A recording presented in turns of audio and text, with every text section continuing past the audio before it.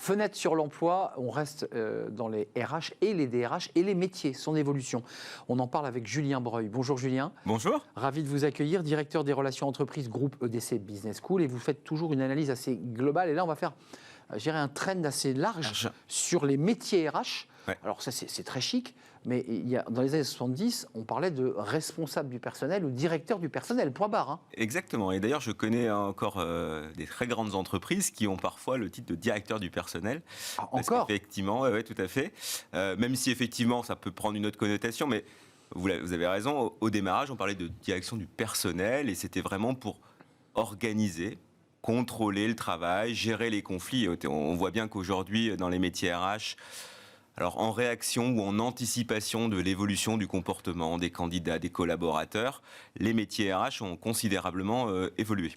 Donc on est passé de directeur du personnel ou responsable du personnel à finalement au RH au sens gestion de groupes humains, presque en commençant déjà un peu à individualiser la réponse. Oui, alors c'est vrai que les métiers RH ont quand même suivi un peu aussi l'évolution de la société, évolution avec une individualisation, c'est-à-dire qu'effectivement gestion des parcours, méthode d'évaluation, et puis au fur et à mesure que le marché évoluait, on est allé de plus en plus vers l'employabilité, la gestion des coûts, heureusement ou malheureusement, et puis progressivement, et là on arrive vers une période récente, qui est toute la gestion notamment liée à la qualité de vie, au bien-être, et un peu aux ESG, même si on le verra tout à l'heure, c'est une partie qui n'est pas encore totalement au cœur même de leur actualité. Alors, il ne faut pas oublier qu'un service RH qui s'étoffe, c'est plusieurs services, c'est plusieurs équipes. Puis, il ne faut pas oublier la paix, parce qu'il y avait les ressources du personnel, bon ça c'était l'humain, mais c'était la paix, alors, le paiement. Ça fait toujours partie d'ailleurs du spectre RH. Alors ce qui est intéressant quand même, c'est que lorsqu'on regarde un petit peu ces métiers-là, même sur le recrutement, aujourd'hui on parle beaucoup d'IA, mais on voit quand même que la gestion de la paix, les recrutements ont été pour une certaine partie digitalisés, ou en tout cas on utilise des outils digitaux pour mieux gérer effectivement cette partie-là, pour se reconcentrer vers d'autres univers, puisque de plus en plus le rôle des RH est, on va le dire, de plus en plus stratégique et intégré dans la stratégie de l'entreprise et l'évolution pour répondre à une problématique de marché. Un point sur lequel vous souhaitez revenir, c'est quand même leur accélération, même en termes de visibilité, depuis la crise Covid. Oui, clairement, la Covid a remis en perspective le rôle des RH, a remis sur le devant de la scène le rôle des RH. 60% des DRH, d'ailleurs, l'ont accepté. Et si on se rappelle, ça nous semble loin, mais il y a 3 ans, toutes les directions et les directives sont quand même venues, certes, de la direction générale, mais des DRH dans l'organisation du travail. Donc, même si effectivement, pour reprendre la gestion du personnel avec l'organisation et le contrôle, on en est loin, mais l'organisation du travail a quand même été gérée pendant cette période-là, principalement par le service RH. Julien, je sais que c'est un peu votre passion, mais vous expertisez le marché des cadres. Oui, sur le marché des cadres RH, est-ce qu'on est, parce qu'on n'en parle jamais de ce secteur, on parle des RH en général, mais est-ce que c'est un secteur de recrutement dynamique? Alors c'est un secteur qui est dynamique.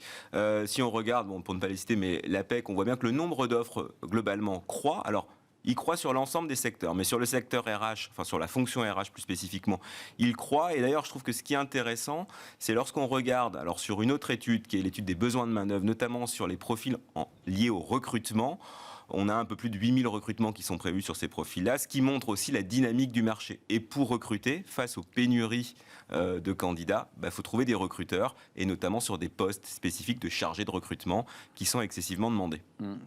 Ils ont aussi, au-delà de cette question du recrutement, de l'onboarding, ils ont aussi des chantiers prioritaires, vous le disiez. Oui. Le RH est devenu un peu une tour de contrôle stratégique. Hein. Alors, ce qui est difficile sans doute pour cette fonction-là, c'est à la fois d'être au cœur de la révolution stratégique et en même temps d'y participer de manière plus ou moins proche. Ce que je veux dire par là, c'est qu'effectivement, ils sont engagés dans la transformation digitale des entreprises. C'est ce que nous disent les DRH pour 74% d'entre eux. Ça fait partie des enjeux prioritaires de l'entreprise. C'est vrai également pour améliorer l'agilité de l'organisation, 51%, et enfin favoriser l'inclusion et la diversité, 36%.